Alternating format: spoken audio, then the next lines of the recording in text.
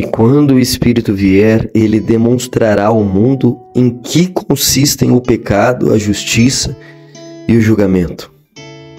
O pecado porque não acreditaram em mim. A justiça porque vou para o Pai, de modo que não mais me vereis. E o julgamento porque o chefe deste mundo já está condenado.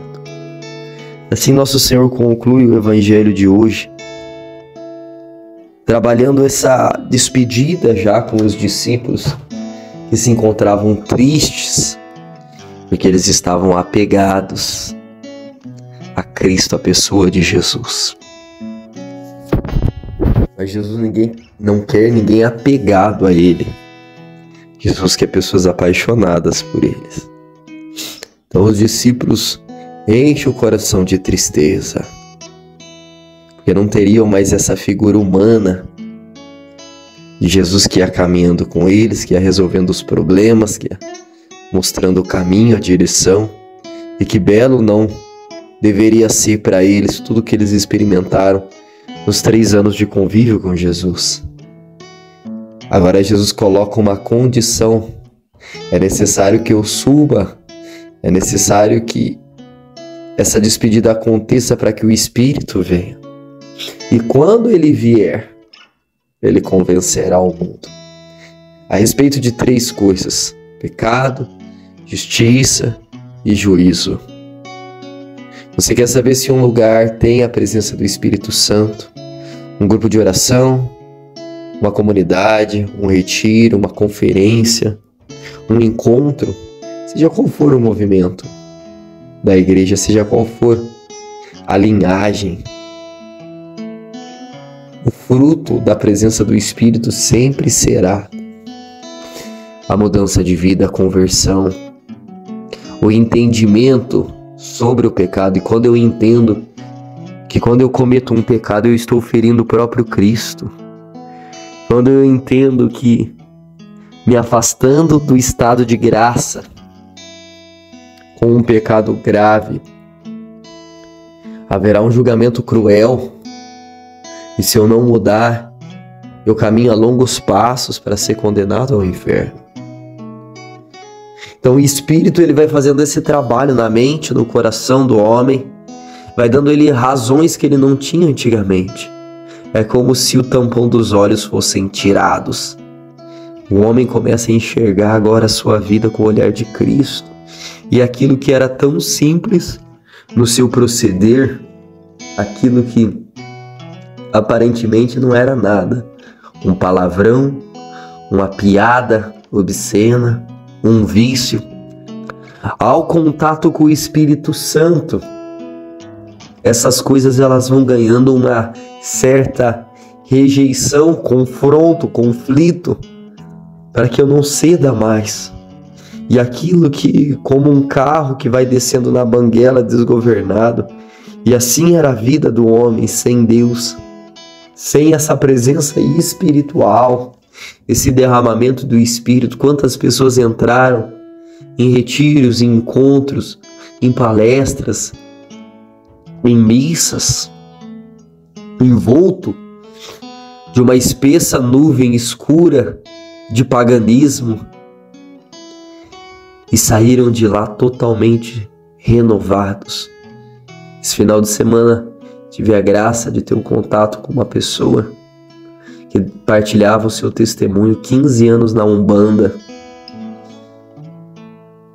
trabalhando, batizado ali naquela falsa religião, vai numa missa, um passeio com o Santíssimo, uma oração de um sacerdote, fez com que aquele homem renunciasse, abandonasse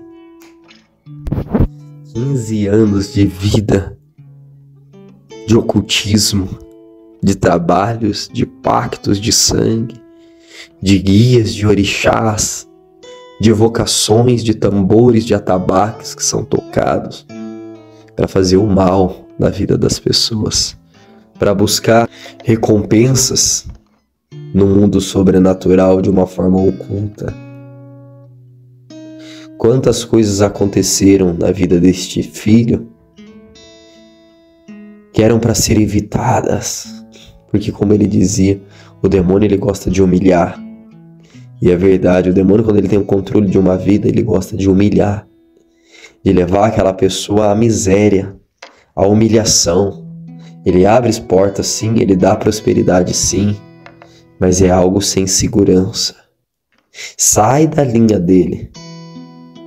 Desvia do caminho dele para ver a fúria com que ele não vem, a revolta com que ele não vem para acabar com aquela pessoa.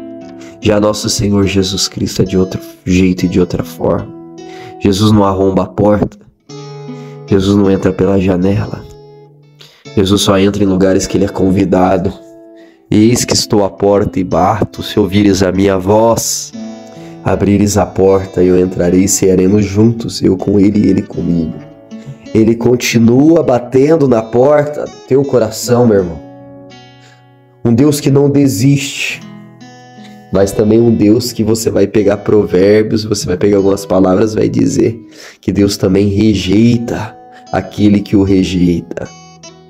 Então não pense que Deus é aquele bobão que eu fico brincando com ele.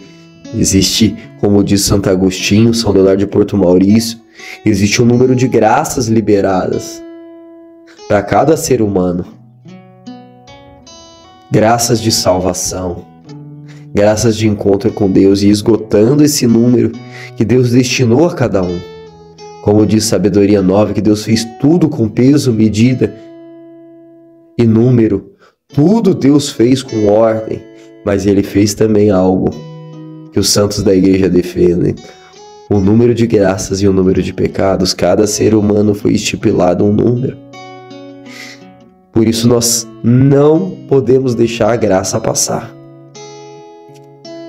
Eu tenho medo da graça que passa e não volta mais, dizia o doutor, a águia de Hipona, Agostinho. Eu tenho medo da graça que passa e não volta mais. Deus está dando a graça. No momento de dificuldade a pessoa faz compromissos, juramentos, entrega tudo que tem, tudo que é. Mas depois, com as coisas resolvidas, aí eu já não preciso mais. Não consigo entregar esse vício do cigarro, não consigo entregar esse anticoncepcional, não consigo entregar essa bebedeira. E aí vai voltando a estaca zero. Só que agora existe um peso na balança. Você conheceu a verdade, filho. O Espírito te convenceu daquilo que era errado, mas você foi covarde. Você preferiu honrar os homens. Você preferiu honrar a tua própria vontade. Você preferiu honrar tudo, menos aquele que é digno de toda a honra e de toda a glória. Você não depositou a tua confiança nele. E qual que é o problema disso? O problema disso é que onde Cristo não é obedecido, ele não reina. Se você não obedece os mandamentos dele, se você não obedece as direções dele, infelizmente, meu irmão, quem está reinando na tua vida não é o Emanuel, o Deus conosco, o príncipe da paz. É qualquer coisa menos Cristo. Para que Cristo possa reinar em uma alma, ele precisa ser obedecido, honrado e respeitado. A sua palavra, os seus ensinos, a doutrina da sua santa igreja, que é desacreditada por tantos. Tantos já não acreditam mais na moral da igreja. Eu vi um vídeo ontem do Padre Júlio Lancelotti, um curto e tinha um vídeo, um podcast, homem falando, eu não virei católico porque é difícil demais a lei da igreja. E é difícil mesmo. Adequar a sua vida, viver um casamento, viver um namoro, viver a vida de solteiro na castidade, depois no matrimônio, manter o seu leito nupcial puro, sem mácula, onde não entra pornografia, onde não entra nada que possa impedir, esterilizar a relação sexual. É difícil mesmo ser católico. E o padre tentando harmonizar, dizendo, não, Deus não é um Deus que julga, Deus não é um Deus que condena, basta você ser um bom ser humano. Mas Cristo não falou isso. Jesus Cristo, nosso Senhor, em Marcos 8,34, disse, se alguém quiser me seguir, renuncie a si mesmo, toma a sua cruz e me siga. 2 Timóteo 2,5 diz, nenhum atleta vai ser coroado se não tiver lutado segundo as regras. Existem regras. A casa de Deus não é a casa da mãe Joana de bagunça, não. É uma casa ordenada, onde existe uma hierarquia, onde existem regras. Regras que nos custam muitas vezes, principalmente quando estamos afastados da lei de Deus, porque temos que nos configurar a essa regra. Deus não coloca fardo em ninguém. Pelo contrário, Ele tira os fardos. Ele tira as mentiras. Ele tira os obstáculos diabólicos para que a pessoa seja livre. Mas o apego ao pecado faz com que não consigamos tirar essas malas das nossas costas, essas mochilas, esses fardos, e não vivamos a liberdade para que Cristo nos convidou a viver.